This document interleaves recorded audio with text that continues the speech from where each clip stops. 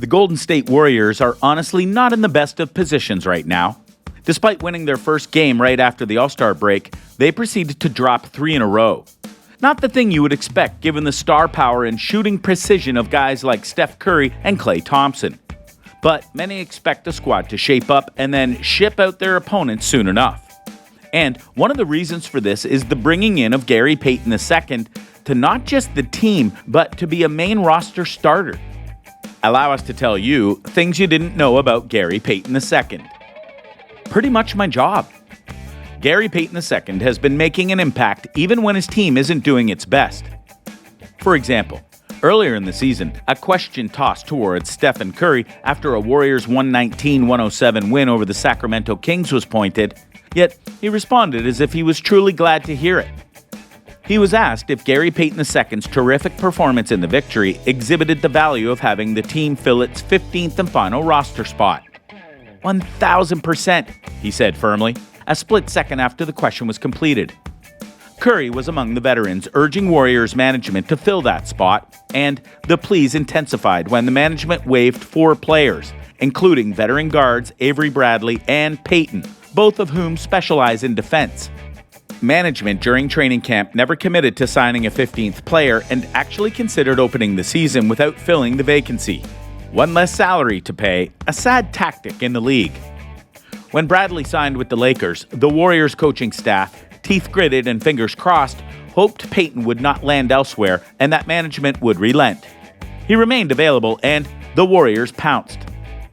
Payton's work that game and during this season so far validated the team's desire to keep him. Coming off the bench, he played 17 minutes, contributing 10 points, 1 rebound, 1 steal, and generally a stellar defensive performance.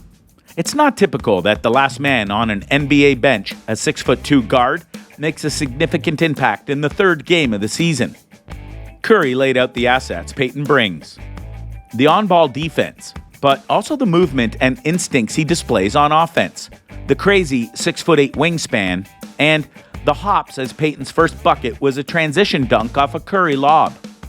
Defensively, he gives us an edge, Curry said. And then he knocked down 2 threes, which was huge. If he's going to get open shots, he has to take them. We just want him to stay locked in, stay competitive, and stay focused on when his moment comes and show he can do it. Getting irregular minutes can be a tough gig, but Payton, who has spent 6 years scratching and scraping to earn a regular job in the NBA, prides himself on dedication. I've been doing it for a while now, and it's really my job to stay ready at all times, he said. Just make sure I'm ready to do whatever I've got to do to be ready as soon as I hear it's go time. I've been doing it for a while now, so it's pretty much my job. And let's be clear here. The Warriors definitely need him to do his job because with Draymond Green still questionable going into the playoffs, his defensive presence will absolutely be required. How he got to the NBA. Another thing you may not have realized is that while he is someone getting attention now, that wasn't always the case, and people to this day can't figure out why. Among Adam DeSalto's responsibilities as an assistant coach at West Wind Preparatory Academy in Phoenix was helping players find spots at the next level. In September 2011, that meant posting on Blogspot, where he published scouting reports, one of which included a proclamation. DeSalto's would be surprised if this particular West Wind player was not named an All-League Defensive Player at least once in his collegiate career.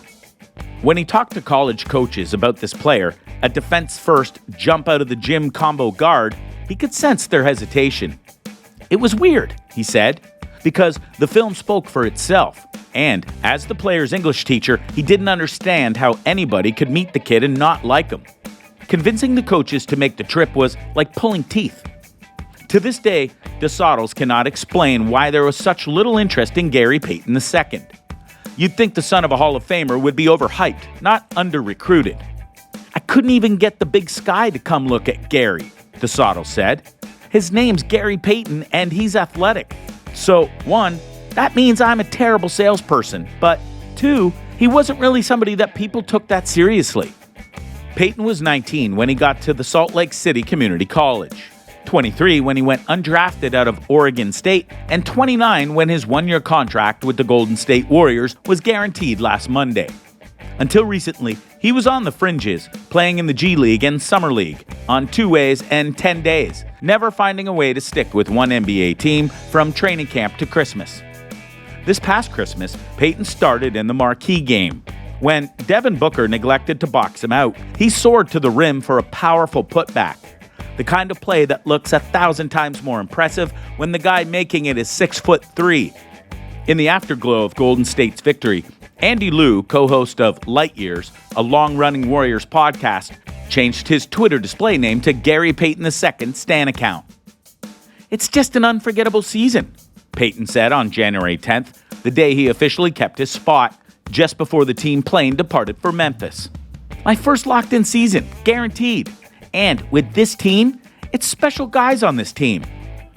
No denying that, but hopefully Payton can elevate this team to not just be even more special, but to be legendary on the court so that they can be NBA champs once again. Making his name.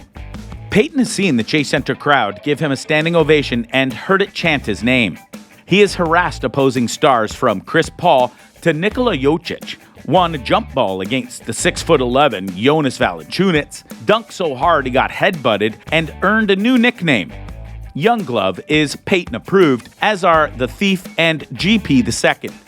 He's Little Gary to family. Don't even think about calling him the Mitten.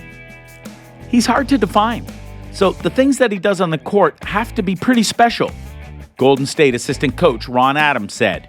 And he's carved out this niche that works for him and is extremely helpful to a team. Payton is proud of the fact that he broke out so close to turning 30. There is not an exact age when executives stop seeing you as a prospect, but it happens. "They definitely look for younger guys to breed and make them their future," he said. "But if you think about it, I didn't really start playing basketball until my senior year of high school, so I don't have really that much wear and tear on me. I'm pretty athletic still. I can still move pretty quick."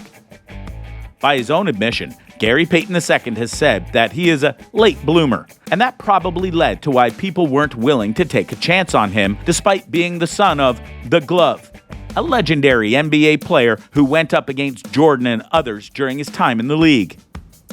And if he can help the Warriors break through the slump they're in and win the title for the 4th time, no one would be able to deny his contributions to the cause. Net worth. So, what is the net worth of Gary Payton II? That would be about $5 million based on recent estimates. Now, this might surprise some of you, especially since he's been on multiple NBA teams in his career, including the Wizards, Lakers, Raptors, and of course, the Warriors. But as noted, he's not been a player that was valuable in the eyes of many, so he would only get certain minimum contracts to play. He's been fighting to be with the team for a whole season, and with the Warriors, this go-around at least, he's finally gotten that. Plus, if he continues to do so well, they'll not only re-sign him, they'll pay him much more than they're paying him now. So his money renaissance hasn't technically happened yet. So, what do you think? What do you think of this look at the Golden State Warriors and how Gary Payton II might just be someone who can help them huge in the playoffs when the time comes? Do you feel that they'll snap out of their funk before the end of the season? Or are the good times still not going to roll for a while? Let us know in the comments below, and we'll see you next time on the channel.